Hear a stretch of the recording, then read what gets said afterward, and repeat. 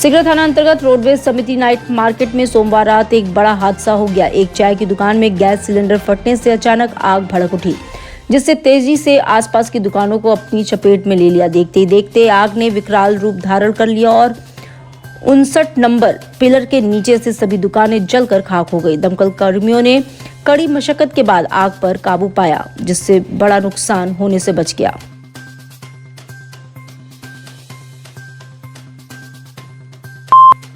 सपा के राष्ट्रीय अध्यक्ष अखिलेश यादव के निर्देश पर सोमवार को पार्टी का एक प्रतिनिधिमंडल बीएचयू पहुंचा। प्रतिनिधिमंडल ने शोध में प्रवेश को लेकर धरनारत छात्र शिवम सोनकर से मुलाकात की और उनकी समस्याओं को सुना। उन्होंने शिवम सोनकर के साथ हो रहे अन्याय के संबंध में जानकारी प्राप्त करने के बाद आश्वासन दिया कि मामले को पार्टी के उच्च नेतृत्व तक पहुंचाया जाएगा।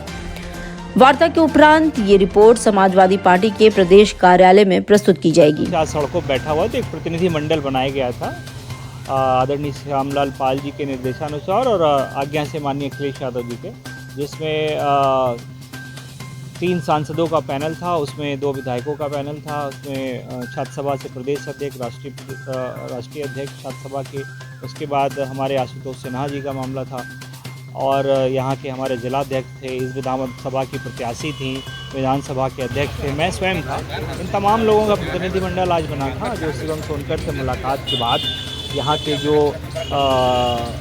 समय बीएचयू कुलपति के जो पद पे जो चार्ज में हैं, उनसे टेलीफोनिक वार्ता के बाद हम लोग वहाँ उनसे मिलने गए और मिलने के बाद जो पूरी प्रक्रिया हम लोगों ने उनको समझाई, वो चूँकि अपनी बात कर रहे थे, लेकिन जो नियम कानून की बात है, जब हम लोगों ने उनको ऑन पेपर और सारी प्रक्रियाएँ बताई हैं कि जो रोस्टर प्रणाली की आप बात कर रहे हो या जो मेरिट के आधार की बात करते हो या जो बीएचयू का अपना जो नियम कानून जो बना करके जो तमाम ऐसे छात्रों के साथ अन्याय हो रहा है, मैं सारी चीज़ों पे जब मैंने तथ्यात्मक बात की और नियम कानून के साथ बात की, हमने यूजीसी नॉर्म्स को भी रखा।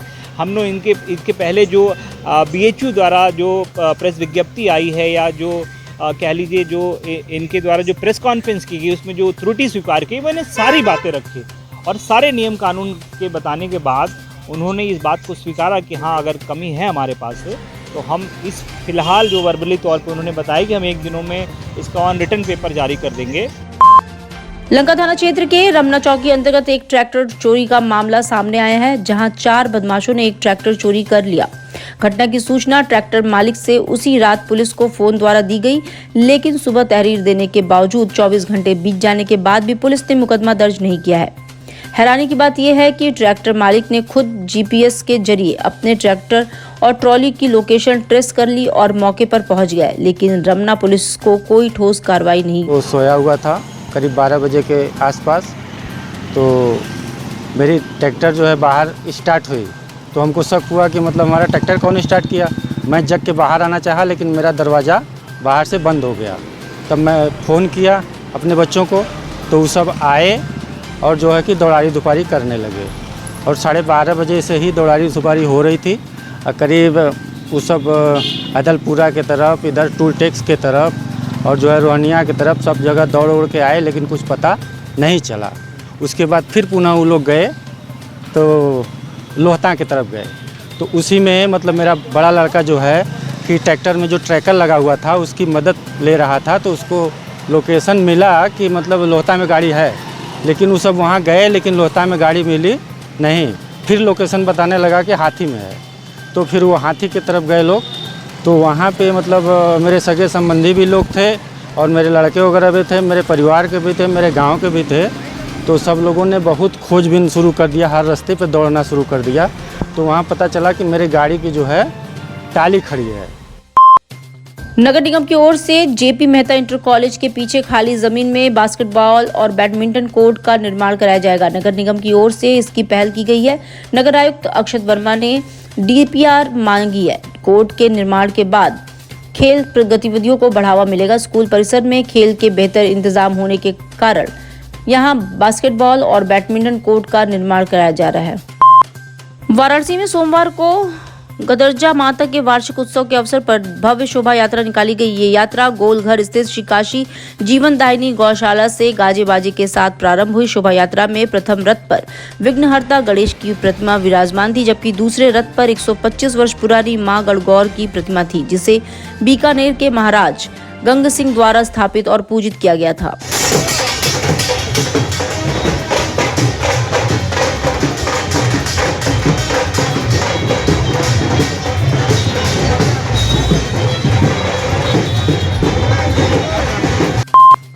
चैत नवरात्रि के पंचमी से सप्तमी तक मणिकर्णिका घाट स्थित श्री श्री 1008 बाबा महाशमशान नाथ जी का त्रिदिवसीय श्रृंगार महोत्सव धूमधाम से मनाया जाएगा। ये आयोजन 2 अप्रैल से 4 अप्रैल तक चलेगा, जिसमें विशेष पूजन, भंडारा और भजन संध्या जैसे कार्यक्रम आयोजित किए जाएंगे। महोत्सव में श्रद्धालुओं से अधिक संख्या में शामिल होकर पुण्य लाभ अर्जित करने की अपील की गई है।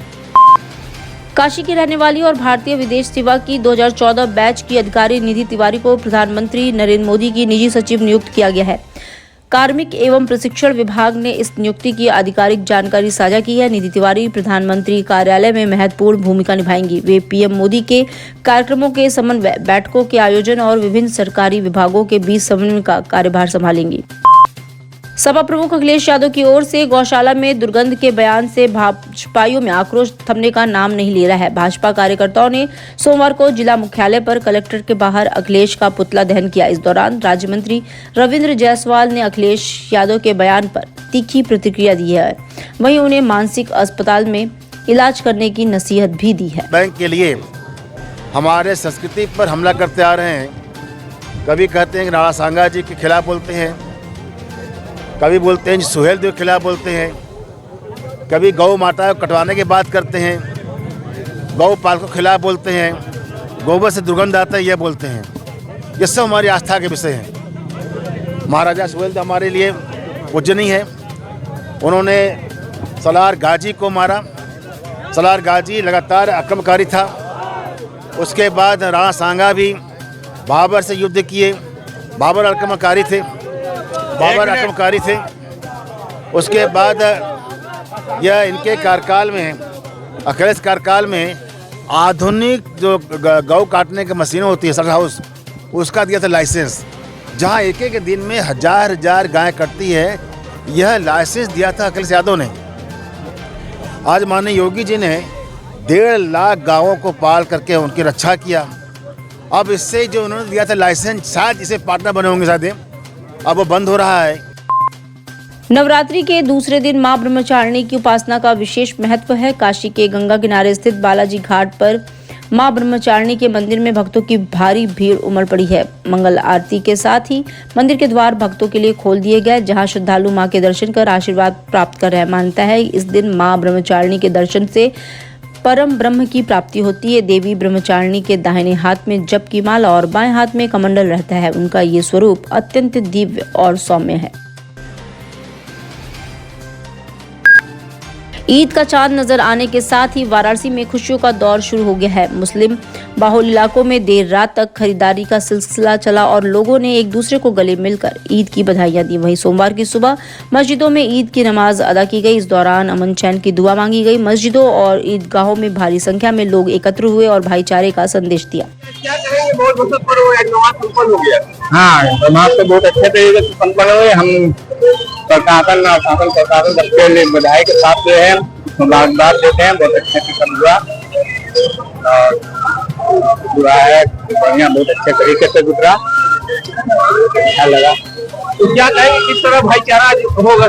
भाईचारा बरकरार होना चाहिए। वो तो लोग बराबर इसके बारे में कोशिश करते हैं कि सब मिलजुल करके रहे।